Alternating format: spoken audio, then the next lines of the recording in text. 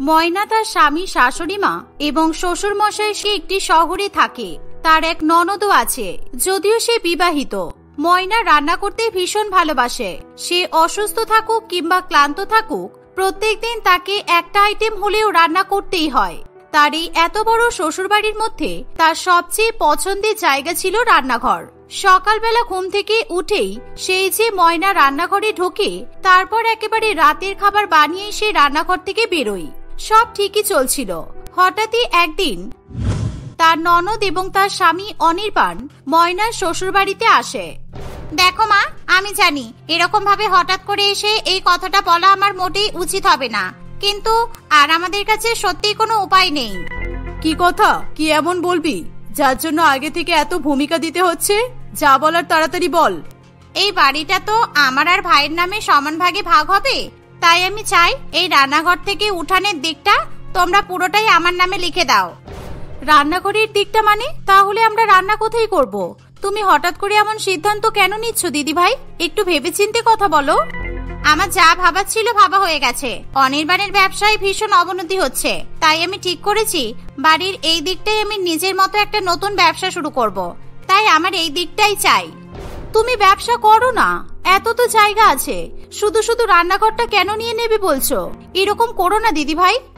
ময়না রান্না করতে ভালোবাসে এটা তো জানি, কিন্তু রান্নাঘরটাকেও যে এত ভালোবাসে সেটা তো জানতাম না। কিছু একটা ব্যাপার তো নিশ্চয়ই আছে। আমি তো আজকেই রান্নাঘরে তালা লাগিয়ে যাব। তুই যখন বাড়ি বয়ে ভাগ করার কথা বলতেই চলে এসেছিস, তখন আমি তোকে আটকাবো না। তোর রান্নাঘরের দিক থেকে ওঠান অব্দি নেওয়ার ইচ্ছা তো তুই তাই নে। দলিল কাগজপত্র আমি সব কাল পরশুর মধ্যেই ঠিক করে দেবো। তাহলে সেই কথাই রইলো, আমি আজকে আসি। হ্যাঁ, ও হ্যাঁ, একটা তালা আর চাবি দাও তো। রান্নাঘরটাতে তালা লাগিয়ে যাব। এখন যখন এই জিনিসটা আমার, তখন আমি এটা আর কাউকে ব্যবহার করতে দেব না। তোমার যদি কিছু জিনিস বের করে নেওয়ার থাকে তুমি সেটা বের করে নিতে পারো, কারণ এরপরে আমি রান্নাঘরে সত্যি সত্যি তালা লাগিয়ে দেব। ময়না অনেকবার করে বারণ করা সত্ত্বেও পিয়ালি তার কোনো কথা শোনে না। সে ময়নাকে বাধ্য করে রান্নাঘর থেকে তার সমস্ত দরকারি জিনিস বের করে নেওয়ার জন্য। ময়না বারবার পেছন ঘুরে ঘুরে রান্নাঘরের দিকে দেখতে থাকে। সব জিনিস বের করা হয়ে গেলে পিয়ালি রান্নাঘরে তালা লাগিয়ে দেয়। আর আজকে প্রায় 3 দিন হতে চলল ময়না রান্নাঘরের মুখ পর্যন্ত দেখতে পায়নি। যেই রান্না তার সব থেকে আনন্দের কাজ, সেই রান্না করে সে নিজেকে জীবিত বলে মনে করে। সেই রান্নাঘর তার কাছে স্বর্গের থেকে কোনো অংশে কম নয়। আর আজকে সেই রান্নাঘরে অনির্দিষ্ট কালের জন্য তালা লাগানো হয়েছে। এই দুঃখ মায়া কিছুতেই মেনে নিতে পারে না। ওরা কি আমাদের রান্নাঘরটা আর কখনো আমাদের নামে করবে না? সারা জীবন আমার রান্নাঘরটা এভাবে চোখের সামনে তালা লেগে পড়ে থাকবে? তুমি একটা কিছু ব্যবস্থা করো না। আমি কি এতদিন কোনো ব্যবস্থা করিনি? ওরা তো আমাদের কোনো কথাই শুনছে না। আমার নিজের দিদিভাই যে আমার সাথে এরকম করবে সেটা আমি কখনো ভাবিনি। দিদিভাই যা চাইছে তা তো তোমরা দিচ্ছ, তারপরেও রান্নাঘরটা কেন ছাড়ছে না? আমি তো কিছু বুঝতে পারছি না। তুমি প্লিজ কিছু একটা ব্যবস্থা করো। আরে বাবা, অদ্ভুত তো, কি ব্যবস্থা করব? আর তোমার তো রান্না করা নিয়ে মতলব, সেটা তো তুমি ঘরেই করতে পারছো। তাহলে তোমার রান্নাঘরের কিসের দরকার শুনি? দরকার আছে অঙ্কুশ, দরকার আছে। কি করেছে তোমাকে বলবো, আমি তো কিছুই বুঝতে পারছি না। 3 দিন হয়ে গেল, আর কতদিন এভাবে কাটবে উপরওয়ালাই জানি। কথা বলতে বলতে আবার কথাই হারিয়ে গেলে। এবার যাও রান্নাটা বসাও, আমাকে তো খেয়ে দিয়ে অফিসে যেতে হবে নাকি? সে ঘরের মধ্যেই রান্নার সরঞ্জাম জড়ো করে রান্না করা শুরু করে। বারবার রান্না করতে করতে ময়না তার তালা লাগানো রান্নাঘরটার দিকেই তাকিয়ে থাকে। মাঝে মাঝে তার মনে হয় হাতের পাশে থাকা শিলনোড়াটা দিয়ে এক্ষুনি যদি সে রান্নাঘরের তালাটা ভেঙে দিতে পারত তাহলে অনেক ভালো হতো, কিন্তু সেটা সে করতে পারে না। সমস্ত রান্না হয়ে গেলে ময়না একটা থালায় বেশ কিছুটা খাবার নিয়ে রান্নাঘরের দিকে যায়। তাকে খাবারের থালা নিয়ে বন্ধ রান্নাঘরের দিকে আসতে দেখে তার শাশুড়ি মা ভীষণ অবাক হয়। কি ব্যাপার গো বৌমা, খাবারের থালা নিয়ে এদিকে আসছো কেন? দেখছো রান্নাঘরে তালা দেওয়া, তাও তোমার প্রত্যেকদিন এখানে ঘুরঘুর করতে হয় কেন? একে তো মেয়ে জামাই জ্বালিয়ে মারছে, তার উপর তুমি কি আবার পাগলামি শুরু করেছো? আমি একটু রান্নাঘরের সামনে বসে খাই না মা।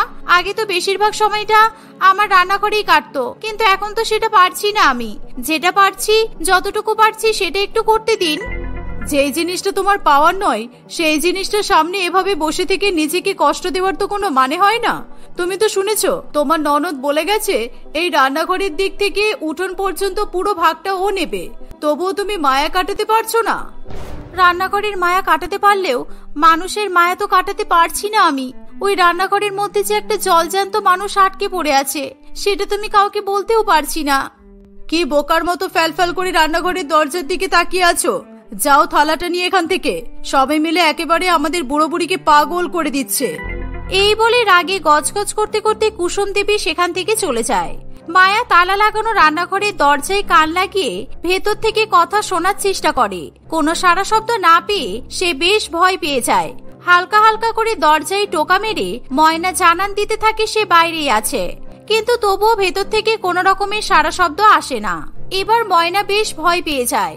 ফিসফিস শব্দে ভেতরে থাকা মানুষটির উদ্দেশ্যে ময়না কথা বলতে শুরু করে। রোহিণী, তুই ঠিক আছিস তো? আমি তোর জন্য খাবার এনেছি, একটু রান্নাঘরে জানালার সামনে আয়। কিরে, কই গেলি? বেশি জোরে কথা বলতে পারছি না আমি, কেউ শুনলে কিন্তু বিপদে পড়বো। হঠাৎই হালকা হালকা করে ময়না রোহিণীর গলার আওয়াজ পায়। প্লিজ আমাকে এখান থেকে বের কর ময়না, আমি এখানে কিভাবে থাকবো? আমার খুব অস্বস্তি হচ্ছে। এই ঘরের কোনো অংশ দিয়ে আলো ঢুকছে না। এর চেয়ে বরং তুই আমাকে আমার স্বামীর কাছে দিয়ে চলে আয়। এভাবে আমি থাকতে পারবো না রে। কিন্তু আমি কিভাবে দরজা খুলবো? আমার ননদ তো দরজায় তালা লাগিয়ে চলে গেছে। এখন যদি আমি এই তালা ভেঙে নতুন তালা লাগাই, তাহলে তো ও বুঝতে পেরে যাবে যে আমি রান্নাঘরে ঢুকেছিলাম। তুই কি আমাকে এখানে একা ফেলে মারতে চাইছিস? তোর কাছে সাহায্য চাইতে এসে আমি কি পাপ করে ফেলেছি? আস্তে কথা বল, এক্ষুনি আমার শাশুড়ি মা এখান থেকে গেল। তোর গলার আওয়াজ শুনতে পেলে আবার যদি এখানে ফিরে আসে তাহলে আরো বিপদ হবে। আমি এখানে আর থাকতে পারছি না, আমার শরীর খারাপ করছে। তুই আমাকে এখান থেকে বের কর, এক্ষুনি বের কর। তুই বলেছিলিস তুই বাড়ির সবাইকে আমার ব্যাপারে জানিয়ে দিবি, কিন্তু তুই কিচ্ছু করলি না। তুইও আমার স্বামীর মতো আমাকে আটকে রেখে মেরে ফেলতে চাইছিস। রোহিণী এত জোরে জোরে কথা বলতে থাকে যে তার গলার আওয়াজ শুনে কুসুম দেবী, গৌতম বাবু এবং অঙ্কুশ সবাই সেখানে চলে আসে। ময়নার আর কোন রকমের মিথ্যা কথা বলারও জায়গা থাকে না। তারা সবাই এসে দরজায় তালা ভেঙে আগে রোহিণীকে সেখান থেকে বের করে। রোহিণীর অবস্থা দেখে তারা প্রায় ভয় পেয়ে যায়। তার চোখ মুখ বিধ্বস্ত, চুল এলোমেলো, জামা কাপড় নোংরা। সে কোন রকমে উঠে দাঁড়াতে পেরেছে এই যা। তার অবস্থা দেখে মনে হচ্ছে যে কোনো মুহূর্তে সে অজ্ঞান হয়ে যেতে পারে। এরকম ভাবে একজনকে বাড়ির রান্নাঘরে আটকে রাখার কারণেই সবাই ময়নার কাছে কৈফিয়ত চাইতে থাকে। তোমার কি মাথা খারাপ? এভাবে একটা জলজান্ত মানুষকে কেউ আটকে রাখে? দিদি ভাই তো এই দরজায় তালা লেগেছে প্রায় 4 দিন হতে চললো। তার মানে 4 দিন ধরে একটা মানুষ এইভাবে রান্নাঘরের মধ্যে আটকে রয়েছে? কেন করেছো তুমি এরকম? 4 দিন নয়, রোহিণী আমাদের বাড়িতে প্রায় 1 সপ্তাহ আগে এসেছে, হন্তদন্ত হয়ে হাঁপাতে হাঁপাতে। সেদিন থেকে আমি ওকে রান্নাঘরেই রেখেছি। সেই জন্যই বোধহয় গত কয়েকদিন তুমি আমাকেও রান্নাঘরে ঢুকতে দাওনি, তাই তো? কিন্তু তোমার বান্ধবী আমাদের বাড়িতে এসেছে, সেটা তুমি আমাদেরকে না জানিয়ে ওকে বন্দি করে রাখলে কেন? এটার তো কোনো যুক্তিযুক্ত ব্যাখ্যা থাকতেই হবে তোমার কাছে। যুক্তিযুক্ত ব্যাখ্যা না থাকলে কোনো সঠিক চিন্তাধারার মানুষ এরকম ভুল কাজ করে মা? আমার বান্ধবী আমার বাড়িতে এসে দুদণ্ড শান্তির নিঃশ্বাস নিতে পারেনি। এটাতে আমার কতটা কষ্ট হয়েছে বলুন তো। তাহলে একই কথা ঘুরিয়ে পেয়েছি না বলে কেন এই কাজটা করেছো সেটা বলো। আমার আর ভালো লাগছে না এইসব। তার আগে তোমার বান্ধবীকে একটু আগে পরিষ্কার জামা কাপড় পরিয়ে কিছু খেতে দাও, তারপর না হয় তুমি আমাদেরকে সবকিছু বলো। শাশুড়ি মায়ের কথা মতো রোহিণীকে পরিষ্কার জামা কাপড় পরিয়ে তাকে ফ্রেশ করে দেওয়া হয়। ময়না তাকে পেট ভরে খাবারও খাইয়ে দেয়। রোহিণী শান্তি করে তৃপ্তি করে তার বান্ধবীর হাতের বানানো সুস্বাদু খাবার খেতে থাকে। আর এমন সময় ময়না প্রায় 1 সপ্তাহ আগে কি হয়েছিল আর কেনই বা সে তার বান্ধবীকে এভাবে রান্নাঘরে আটকে রেখেছিল, সেই ব্যাপারে সমস্ত কথা তার শ্বশুরবাড়ির লোকেদের বলতে শুরু করে। সেদিন ময়নার বাড়িতে কেউ ছিল না। তার শাশুড়ি মা, শ্বশুর মশাই কোনো এক আত্মীয়র বাড়িতে গিয়েছিল আর অঙ্কুশ যথারীতি অফিসে ছিল। এমন সময় খুব জোরে জোরে বেশ কয়েকবার ময়নার বাড়ির কলিং বেলটা বেজে ওঠায় ময়না তাড়াহুড়ো করে দরজা খোলে। দরজা খুলে বিধ্বস্ত অবস্থায় সে রোহিণীকে দেখতে পেয়ে ভয় পেয়ে যায়। কি হয়েছে তোর রোহিণী? এভাবে হাঁপাচ্ছিস কেন? কি হয়েছে আমাকে বল তাড়াতাড়ি। আমার এসব মোটেই ভালো লাগছে না। কিন্তু আমার স্বামী মানে বিকাশ, ও আমাকে মেরে ফেলতে চায়। ও কিভাবে ওর বাবা মাকে ঠকিয়ে সব সম্পত্তি নিজের নামে করেছে সেটা আমি জেনে গেছি, তাই ও ভয় পাচ্ছে। যদি আমি ওর ব্যাপারটা ওর বাবা মাকে বলে দিই তাহলে হয়তো ওর বেশ কয়েক বছরে জেল হয়ে যাবে। ও আমাকে মেরে ফেলবে। ময়না, তুই বাড়ির ভেতরে আয়, এবার তুই আমাকে সমস্ত কিছু খুলে বল। আমি তো জানতাম তোর স্বামী যথেষ্ট ভালো আর ভদ্র, সে যে এরকম করবে তাও নিজের বাবা মা এবং স্ত্রীর সঙ্গে, এটা তো আমি ভাবতেই পারছি না। ও আমাকে মারার জন্য আমার পেছনে লোক লাগিয়েছে, আর তুই এখনো ভাবতে পারছিস না তুই প্লিজ আমাকে এখানে থাকতে দে। বিকাশ তো আমার বাড়ির ঠিকানা জানে, কারণ তোর বিয়ের পর বেশ অনেকদিন পরেই আমার বিয়ে হয়েছে, আর তোরা দুজনে মিলে আমার বাড়িতে এসেছিস। এখন যদি ও তোকে খুঁজতে খুঁজতে এখানে আসে তাহলে আমি কি করব? তুই তোর বাড়ির সবাইকে আমার ব্যাপারে বলে দে। সবাই মিলে আমার হয়ে রুখে দাঁড়ালে বিকাশ আমার কিচ্ছু করতে পারবে না। যে নিজের বাবা মাকে আর স্ত্রীকে তোয়াক্কা করে না, তাদের ক্ষতি করতে বা তাদের প্রাণহানি করতে যে একবারও ভাবে না, সে আমার বাড়ির লোককে এমনিই ছেড়ে দেবে? আমি কিছুতেই তোর ব্যাপারে আমার বাড়ির লোককে এখন জানাতে পারবো না। আমার শ্বশুর শাশুড়ি মায়ের বয়স হচ্ছে, ওরা যদি ভয় পেয়ে সত্যি কথা বলে দেয় তাহলে তোর কি হবে ভাবতে পারছিস? আর যদি তোকে লুকিয়ে রাখার জন্য বিকাশ ওদের কোনো ক্ষতি করে, না না, এটা আমি কিছুতেই করতে পারবো না। এভাবেই ময়না সিদ্ধান্ত নেয় সে রান্নাঘরেই তার বান্ধবীকে রাখবে। কিন্তু হঠাৎ সে এভাবে তার ননদ পিয়ালি এসে রান্নাঘর বাজেয়াপ্ত করবে এবং একেবারে রান্নাঘরে তালা লাগিয়ে দেবে, সে কথা ময়না কল্পনাও করতে পারেনি। সব ঘটনা শোনার পরে অঙ্কুশ, কুসুম দেবী এবং গৌতম বাবু সবাই ময়নার বিচক্ষণতাকে বাহবা দেয়। সবাই এটা ভেবে খুবই খুশি হয় যে ময়না একসঙ্গে তার বান্ধবী এবং বাড়ির লোক সবাইকে ঠিকভাবে রাখার জন্য এভাবে এত বড় একটা পদক্ষেপ নিয়েছে। যা হওয়ার হয়ে গেছে, আর তোমাদের কাউকে সব নিয়ে চিন্তা করতে হবে না। আমার বন্ধু এই শহরের এসিপি, সেটা তো তোমরা সবাই জানো। আমি আজ ওর কাছে সমস্ত খবর জানাবো। একটু দেখবে অঙ্কুশদা, লোকটা যেন অনেক দিনের জন্য জেলে যায়। বাকি পুলিশ আদালত যেখানে যা প্রমাণ বয়ান দিতে লাগবে আমি সব জায়গায় যেতে রাজি, কিন্তু এই লোকটাকে শাস্তি দেওয়াতেই হবে। এই কথা শুনে অঙ্কুশ সেখান থেকে চলে যায়। অঙ্কুশ তার বন্ধুকে সমস্ত কথা জানালে তার বন্ধু বিকাশের বিরুদ্ধে সব প্রমাণ জোগাড় করা শুরু করে। দু একদিনের মধ্যেই তারা বিকাশকে গ্রেপ্তার করে। রোহিণীও আদালতে গিয়ে সমস্ত বয়ান দিয়ে বিকাশের শাস্তি আরো পাকা করে দেয়। এই সমস্ত কিছু ঘটে গেছে জেনে পিয়ালি আবার তার বাপের বাড়িতে আসে। আমি সত্যি বুঝতে পারিনি যে রান্নাঘরে তোমার বান্ধবী ছিল। আমি ভেবেছিলাম তোমার খুব দরকারি আর দামি জিনিস হয়তো ওখানে আছে, আর তাই সেটা নিজের নামে করব বলেই আমি রান্নাঘরে তালা লাগিয়েছিলাম। দামি জিনিস তো বটেই, রোহিণী এতদিনে নিজেও বুঝে গেছে ও সত্যি সত্যি আমার জন্য কতটা দামি। আর রান্নাঘরে তালা না লাগানো হলে হয়তো আমি এতদিনেও বাড়ির সবার কাছে রোহিণীর ব্যাপারটা বলে উঠতে পারতাম না। তাই তালা লাগানোর জন্য তোমাকে অনেক অনেক ধন্যবাদ। তোমার রান্নাঘর তোমারই থাক, ওই রান্নাঘরটা আমি আর নেব না। ওটা যে তোমার কতটা দরকারি আর কতটা নিজের সেটা আমি সবই বুঝতে পেরে গেছি। এই বলে পিয়ালি সেখান থেকে চলে যায়। তারপর থেকে তারা সবাই মিলে সুখে শান্তিতে জীবনযাপন করতে থাকে। সোনা তার শ্বশুরবাড়িতে একান্নবর্তী পরিবারে বাস করে। সেই পরিবারে তার স্বামী ভরত, শাশুড়িমা কমলা দেবী, শ্বশুরমশাই স্বপন বাবু, এক ননদ মামুন এবং এক দেওর রাজের সঙ্গে বাস করে। সোনা একজন চাকরিরতা মহিলা ছিল। সে নিজের শ্বশুরবাড়ির সংসারের সঙ্গে সঙ্গে বাইরের কাজবাজও সামলায়, আর সেই জন্য তার জীবনের কষ্টটা অনেক বেশি। আর তার কষ্ট বেশি হওয়ার কারণ শ্বশুরবাড়ির লোকেরা তাকে একদম সহ্য করতে পারে না। সোনা সারাদিন বাড়িতে একা একা কাজ করে, কিন্তু শ্বশুরবাড়ির কেউ যেন কিছুই টের পায় না। আর অন্যদিকে শাশুড়িমা, শ্বশুরমশাই কিংবা ননদ এবং দেওর প্রত্যেকেই একেবারে নিরাকার। সোমবার সকালবেলা 6টা বাজতে না বাজতেই সোনার ফোনে অ্যালার্ম বেজে ওঠে। এই নাও, অ্যালার্ম বাজলো আর আমার জীবনে কষ্টের দিন শুরু হয়ে গেল। আজকে ঘুম থেকে উঠতে 5 মিনিট দেরি হলো, আর এর কষ্ট আমাকে সারাদিন ভোগ করতে হবে। আমার আর ভালো লাগে না। এই বলে সোনা তাড়াতাড়ি ঘুম থেকে উঠে তার স্বামীকেও ঘুম থেকে তুলে দেয়।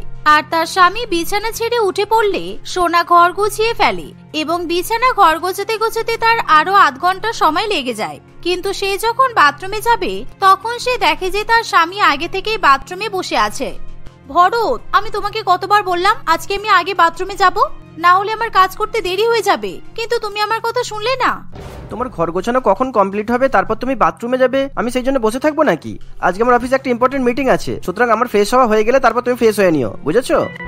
সোনা বাথরুমে যাওয়ার অপেক্ষা করতে থাকে। সেই সময় তার শাশুড়ি মা তাকে জোরে জোরে ডাক দেয়, কারণ শাশুড়ি মায়ের চা খাওয়ার সময় হয়ে গেছে। তাই সোনা বাথরুমে না গিয়ে আগে রান্নাঘরে চলে যায়, আর সেখানে গিয়ে শাশুড়ি মায়ের জন্য চা করতে শুরু করে। কি হলো বৌমা, তুমি তো প্রত্যেকদিন 7টার মধ্যে রান্নাঘরে ঢুকে চা করতে শুরু করে দাও, কিন্তু আজকে 7:15 হয়ে গেল, এত দেরি হলো কেন? তুমি জানো না আমার নাতি নাতনি স্কুলে যাবে আর আমার মেয়ে কলেজে যাবে, ওদের জন্য ব্রেকফাস্ট তৈরি করতে হবে। তো আগে চা তৈরি করো, তারপর ব্রেকফাস্টটা তাড়াতাড়ি করে রেডি করো।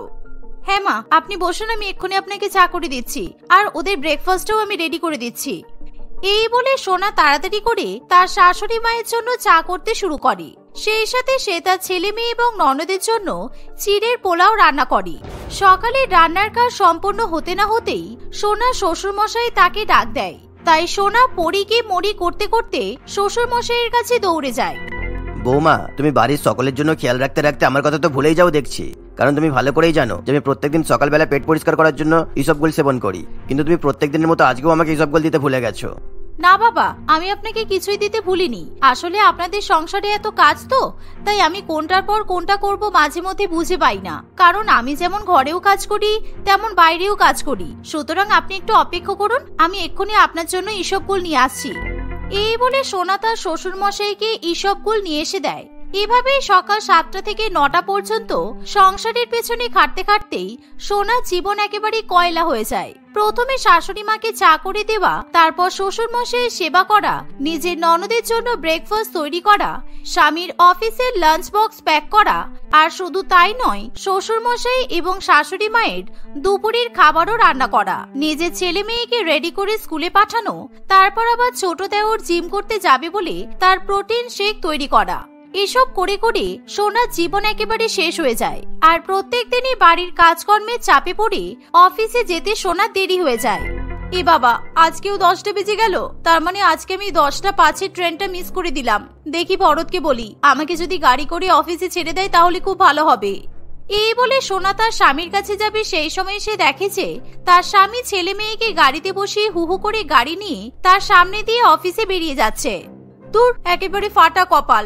এবার আর কি, ভিড় বাসের মধ্যে চলতে চলতেই আমাকে অফিসে যেতে হবে। এই বলে সোনা কষ্ট করে গরমের মধ্যে ঘেমে স্নান করে ভিড় বাসের মধ্যে কোনো মতে অফিসে গিয়ে পৌঁছায়। অফিসে যাওয়ার পর সারাদিন কাজের চাপ এবং সেই সঙ্গে বসের কথা শোনায় ইত্যাদি চলতে থাকে। আর রাত্রিবেলা সে যখন কষ্ট করে বাড়িতে ফিরে আসে তখন তাকে এক গ্লাস জল দেওয়ার মতো কেউ থাকে না। উল্টে তার উপর আবার সবাই কাজ চাপিয়ে দেয়। কি হলো বৌমা, আজকে অফিস থেকে বাড়ি ফিরতে এত দেরি হলো কেন? তোমাকে যে বলেছিলাম আজকে আমাদের সবার জন্য মটন বিরিয়ানি রান্না করতে, তুমি মটন আর চাল নিয়ে এসেছো তো? না মা, আজকে বাড়ি ফেরার ট্রেনে ভীষণ ভিড় ছিল, তাই আমি ট্রেনে উঠতে পারিনি। ট্রেনটা মিস করে গেছি। আর বাজারে গিয়ে মটন আর চাল কিনে আনার কথা আমার মাথা থেকে একদমই বেরিয়ে গেছে।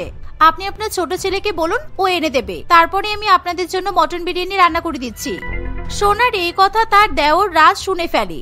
আর রাজ তখন তার বান্ধবীদেরকে ফোন করে হাসি মজা করতে ব্যস্ত ছিল, তাই তখন রাজ দোকানে গিয়ে মটন এবং চাল কিছুতেই কিনে নিয়ে আসতে চায় না।